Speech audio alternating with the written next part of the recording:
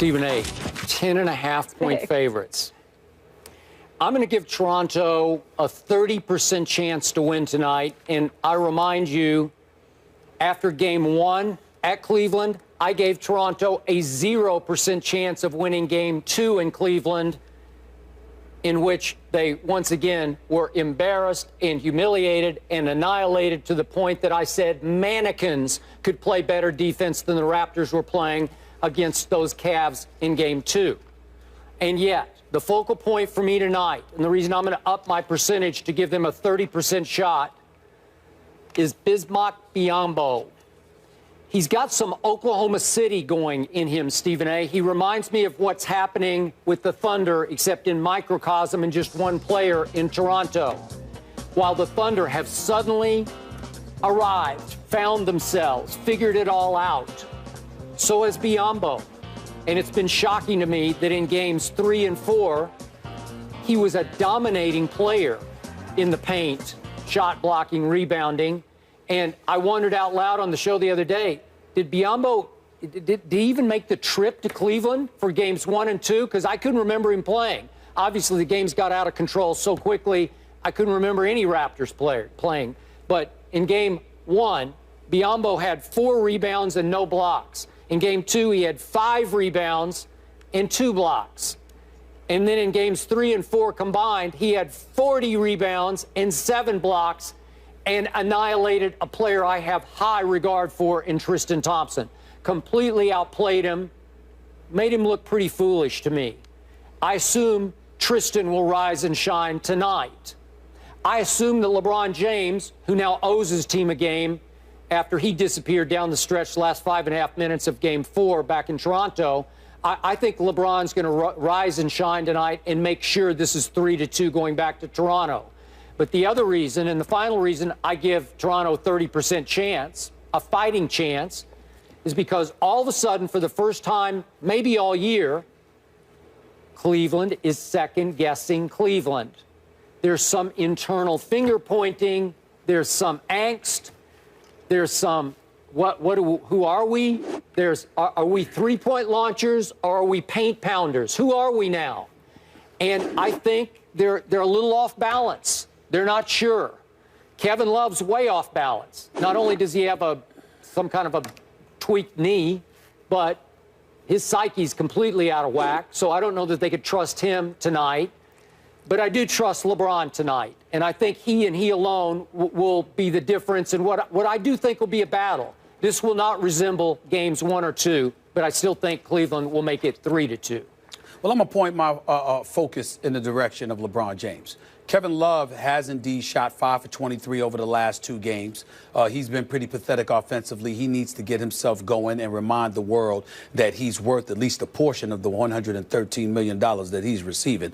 J.R. Smith needs to recognize that just because you're not making jump shots doesn't mean you can't play the game of basketball. There is such a thing as dribbling and driving to the basket, getting fouled and going to the free throw line, because we know you can do that. Okay, Matthew Dellavedova, it would help that, you know, if in shoot-arounds and warm-ups, if you could hit 9 or 10 three-point shots, could you try not to shoot an air ball at a critical moment from a wide-open three-point shot in the right corner? That would really, really be nice. And Tristan Thompson, a guy that I'm incredibly fond of. I'm happy he got his money.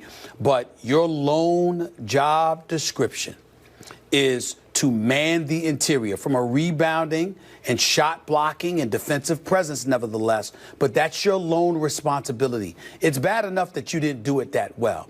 But to be completely dominated over the course of 2 games by a Bismack Biyombo, waving his finger like he's Dikembe Mutombo, Tristan Thompson should be embarrassed and make sure he does everything he can to make amends. Having said all of that, I'm going to reiterate, I'm looking at LeBron James. I do understand that he played nearly 46 minutes. I do understand that fatigue may have played a factor. But as far as I'm concerned, if fatigue was so much of a factor, what the hell were you on the court for? Go to the bench, take a 60-second breather if you can. Do whatever. all right, and then come back on the court. Drink a splash of Gatorade or whatever it is that you drink, Gatorade, Powerade, whatever it is, okay? Whatever has that alkaline in it, whatever it is, okay? Or electrolytes, rather. Yeah. Electrolytes, okay? Be careful Here's of the that deal. alkaline. Here's the deal. LeBron James scored his last basket with 5 minutes and 23 seconds left in the fourth quarter. At that juncture, the Cleveland Cavaliers were up 94-92 after overcoming an 18-point deficit. You are universally recognized, accurately so, as being one of the top 2 players on the planet. And you attempt one shot in the last 5.5 minutes? And you don't attempt one single shot in the last 3 against Toronto, against DeMar Carroll? And in the meantime, y'all can't stop Kyle Lowry and DeMar DeRozan, 2 All-Stars, very good. But I think when we look at them, if you look at a tandem, Skip, I ask you to pick 3, to pick of these 3. Klay Thompson and Steph Curry, Kevin Durant and Russell Westbrook, or DeMar DeRozan and Kyle Lowry. Who's going to finish 3rd? It's going to be the boys in Toronto. Yeah. And you can't. You can throw in LeBron and Kyrie in there, too, just for that. No, I'm just saying, all right, for them. Who's going to come in last place? Yeah. Who's going to come in last place? It's going to be Toronto. Yeah. And you can't stop them. They both drop plus 30 on you, both of them. Both of them. Not 67. even one of them, both. Yeah. I mean, come on. So I'm looking at it and I'm like, look, the King James, handle it. I have no doubt that he can. Yep. And I'm not getting on him for how he played. He had 29 points on the 16 shots. I'm just sitting there. The only thing I'm getting on LeBron about here is shoot the damn ball. That's it. That's all I'm getting on him about. I'm not talking about misses or makes. He could have shot 10 times and missed all 10 of his shots. I'd have said, Skip, bad break. Yep, it happens. I agree. My issue is, how do you justify attempting one shot in the last 5:28 of a tight game in the conference finals when a win would put you in position to close them out on your home court tonight? How do you pass that up? That don't make sense to me. That don't make sense to me. Okay, so now, here's the deal. The pressure now falls squarely back on the home team, LeBron's team. The pressure is off the visiting team. And you know and I know Toronto very well might just be a home court product this year where they play way better at home than they do on the road. Okay? That's who they are. That's fine.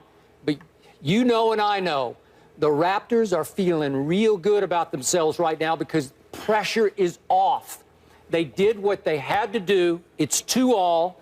Nobody expects them. They're 10.5-point underdogs tonight. You tell me, you don't think they'll play a little fast and loose tonight? Like just let it fly? They might play fast and loose, but I think that they will get. I'm gonna side with LeBron James here. I believe that they are going to get overwhelmed tonight, lose by plus 20, and then they're going to go back to Toronto, and it's going to be a tightly contested contest that Cleveland is going to pull out. Even if Cleveland wins, if this series goes 7 games, it's a disappointment. I don't see Toronto losing by plus 20 tonight. Okay. I just think they got too much confidence coming in. I hope you're right because I want to see LeBron have a big game tonight, but I don't think it'll be 20, maybe 10. He needs to make amends. Yeah, he does. For his no-show over the last 5 minutes. Offensively, of course. He was playing defense, but offensively, he needs to make amends for his no-show in the last 5 minutes. Our coverage starts 7:30 on NBA Countdown. We're going to step aside from the playoffs for a moment. Another very interesting subject to address here. So over the past 10 years, there's been a lot of focus in sports on numbers and percentages. Well, our Michael Wilbon suggests there is a racial divide on analytics. We get into it and debate it next. Stay here. He should drop the issue because it's not going anywhere. It's very, very physical in the AFC North, which he also admitted. They hate one another. It's a true rivalry, and we understand that. I would like to see members of the Cincinnati Bengals exercising more discipline, however, because you're representing Coach Marvin Lewis, and you're not making him look good by conducting yourself in a hooligan, in a hooligan-style fashion, assuming that kind of stuff is true. And obviously with Vontaze Burfict and what happened the last time we saw the Bengals, people are going to assume that it is. They want to hit, they want to intimidate.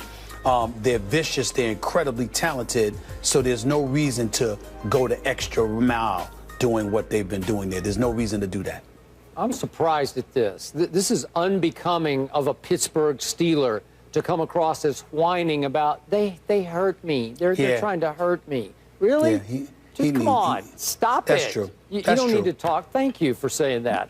Just shut up and go beat them next year. You got 2 shots next year to get even with them, and this young man is highly capable of getting even, and that's what he should be focused on. And go at them the way that they go at you. It's just that I want the guys to be cognizant of who they're representing, especially moving forward next year. After the way this season ended, they got a real bad reputation because of what transpired.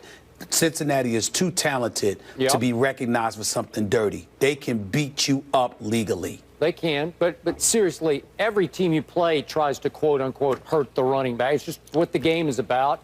Just deal with it. But he's talking about dirty stuff. Yeah, I got it. I got it. Yeah. We are off tomorrow, but we will be back Friday. Skip might play golf. Stephen A. going to Toronto.